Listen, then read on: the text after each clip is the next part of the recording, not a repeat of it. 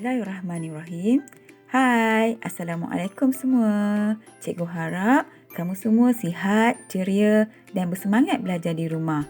Alhamdulillah, hari ini kita bertemu kembali dalam kelas Sains tahun 4 bersama Cikgu Rini. Okey, jom kita mula.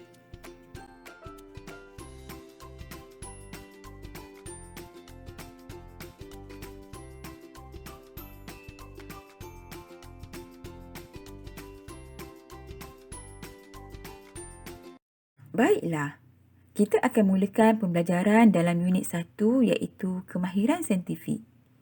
Tajuk ini sangat penting kerana kita akan mempraktikkan kemahiran ini dalam semua aktiviti sains yang kita jalankan.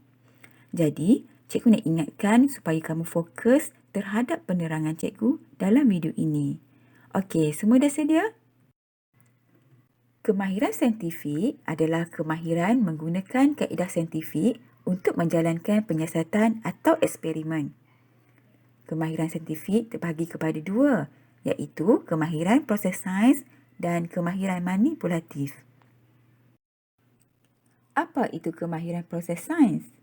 Kemahiran proses sains adalah sebahagian daripada kemahiran saintifik.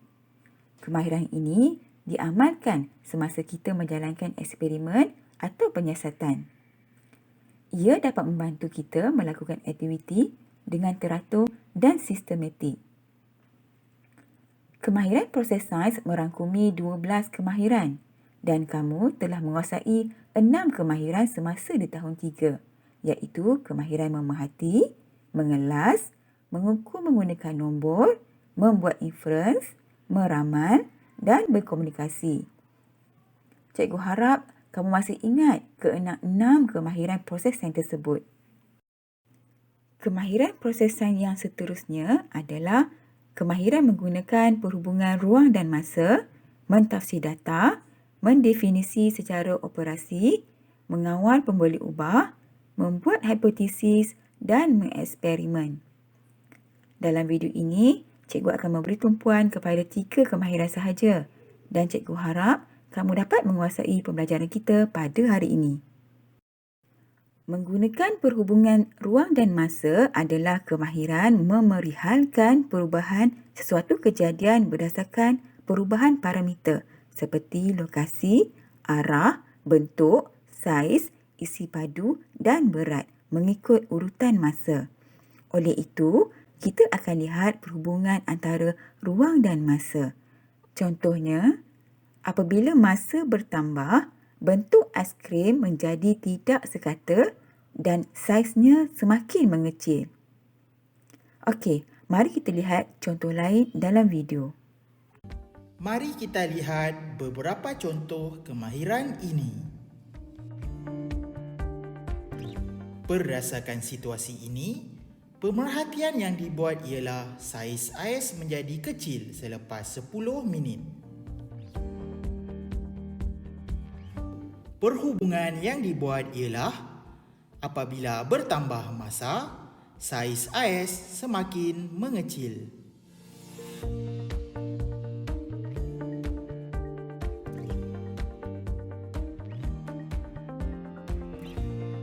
Dalam situasi ini, pemerhatian yang dibuat ialah ketinggian pokok bertambah selepas 2 minggu.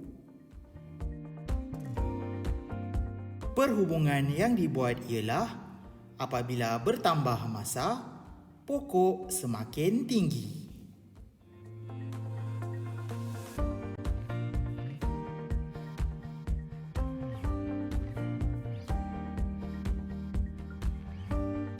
Pemerhatian dalam situasi ini ialah panjang bayang-bayang berkurang selepas 4 jam. Dan perhubungannya ialah apabila masa bertambah, bayang-bayang semakin pendek.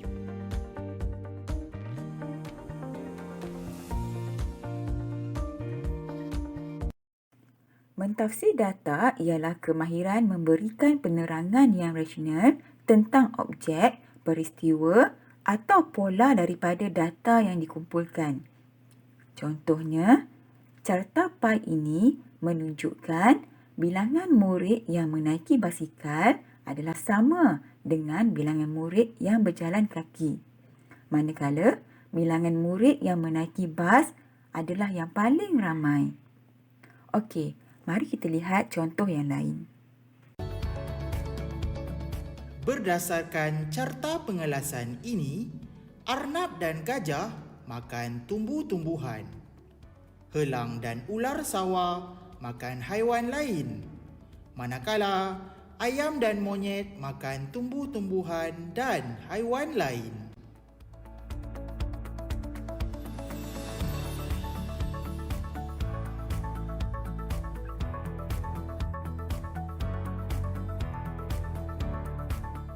Jadual ini menunjukkan durian merupakan buah-buahan yang digemari paling ramai murid.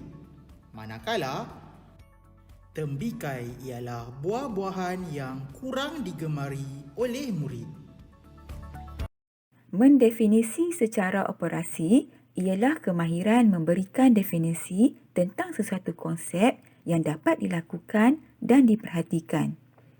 Oleh itu, mendefinisi secara operasi ialah memberi maksud terhadap konsep berdasarkan apa yang dilakukan atau diperhatikan. Contohnya, Ahmad memerhati bilangan daun anak pokok dari sehari ke sehari untuk mengetahui pertumbuhan anak pokok. Oleh yang demikian, definisi secara operasi bagi pertumbuhan anak pokok ialah pertambahan bilangan daun pokok.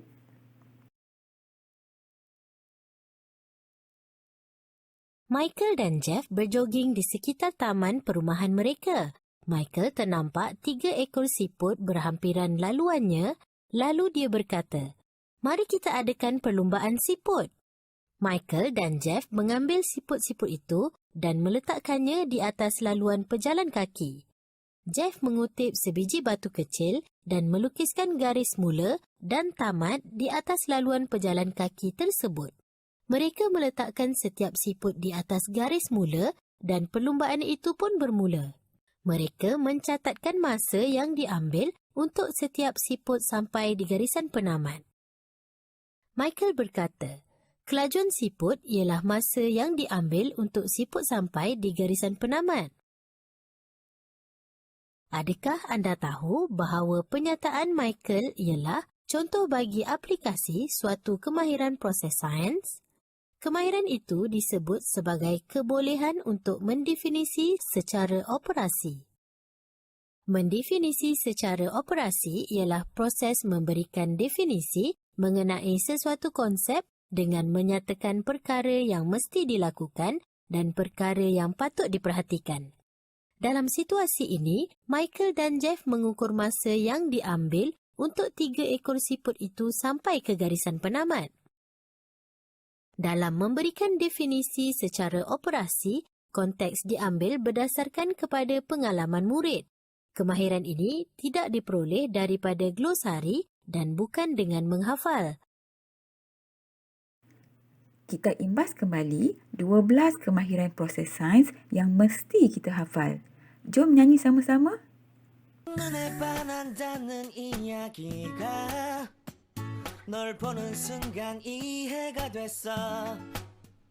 매번 야야야야야 불러 널 야야야야 내 맘을 고백하려고 타이밍만 보는 나 그런 나를 넌 보며 왜 그러냐고 묻네 너 때문에 I'm going crazy I'm going crazy 무뎌져 버린 내 가슴이 뛰어 I'm going crazy yeah. 시간은 계속 흘러만 가고 기다리다 지쳐 그만 널 놓칠까봐 Berikut merupakan tugasan kamu pada hari ini. Kamu dikendaki menulis nota pembelajaran hari ini mengikut contoh yang telah cikgu lampirkan.